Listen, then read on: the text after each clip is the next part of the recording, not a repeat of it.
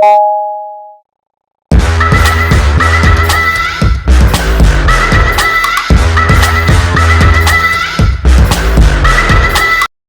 विश्लेषण पर आप देख रहे हैं। मैं हूं रतिकांत सुमन। आज मैं एक राजनीतिक घटना जो हुई जिसमें कि 26 पार्टियों ने इंडिया नाम रखा है, जिसका कि फुल मीनिंग जो है वह है, आपको याद भी नहीं रहेगा। यह नाम है Indian national developmental inclusive alliance. यह जो है 26 पार्टियों ने मिलकर के बेंगलुरु में एक सभा की, जिसमें कि वे लोग 2024 में एक साथ आना चाहते हैं और आना तो चाह रहे हैं, वह अच्छी बात है।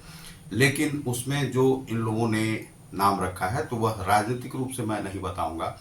मैं जो पब्लिक के बीच में मैं जाता हूं तो पब्लिक का क्या ओपिनियन है उसके विषय में मैं बताना चाहता हूं। कुछ लोगों ने क्या कहा है उसी विषय में मैं बताऊंगा। मैं हूं रतिकांत सुमन, आप देख रहे हैं समाचार विश्लेषण साइट को। तो उन लोगों का कहना था कि यह जो है देश बेचवा जो पार्टी हैं, उन पार्टियों ने मिलकर के एक इंडिया नाम रखा है जो कि भ्रष्टाचार में पूरी तरह से लिप्त हैं।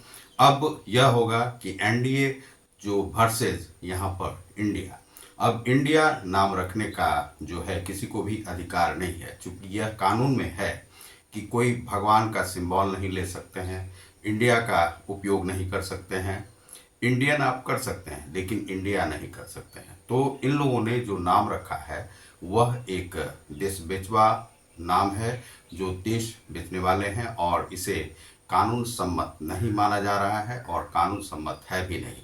तो इन लोगों ने इंडिया नाम उसे बना दिया है। अब जैसे मान लीजिए कि इंडिया आई है, तो आई से यहाँ पर क्या इन लोगों ने बनाया है, इंडियन नेशनल डेवलपमेंटल इंक्लूसिव और अलायंस है, ये इसका युग्म है, जोड़ है। अब इन पार्टियों ने मिलकर के ऐसा नाम क्यों सिलेक्शन किया है, तो इस पर राहुल गांधी जो हैं सहमत हैं।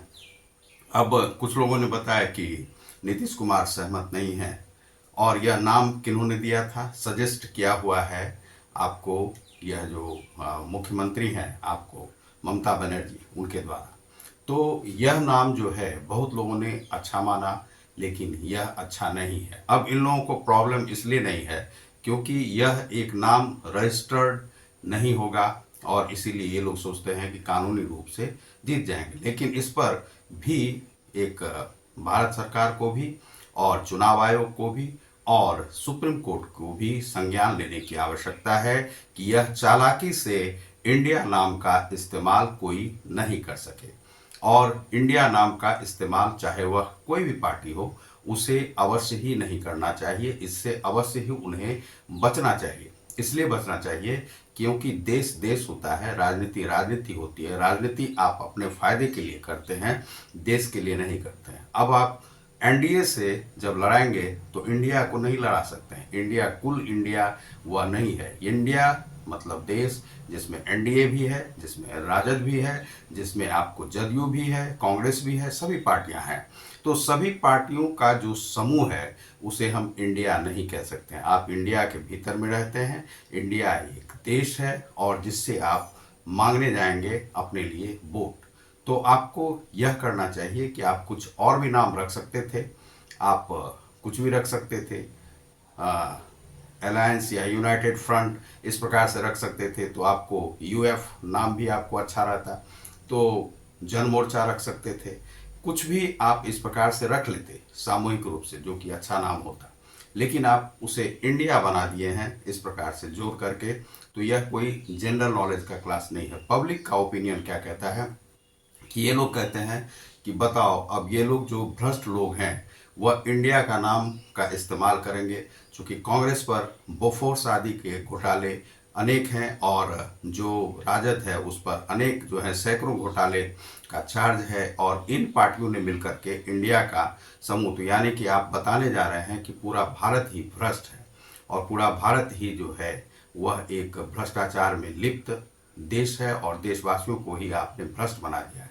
तो देशवासी इसके लिए तैयार नहीं है कि आप इंडिया नाम रखें। इसीलिए उस नाम को जल्दी से जल्दी आप बदलें और बदल करके आप दूसरा नाम रखें, चाहे ममता बनर्जी ने दिया हो या कांग्रेस ने। यह नाम आपको सामूहिक रूप से नहीं लेने दिया जाएगा। तो बहुत बहुत धन्यवाद। आप देख रहे हैं समाचार विश्लेषण को। नमस्कार।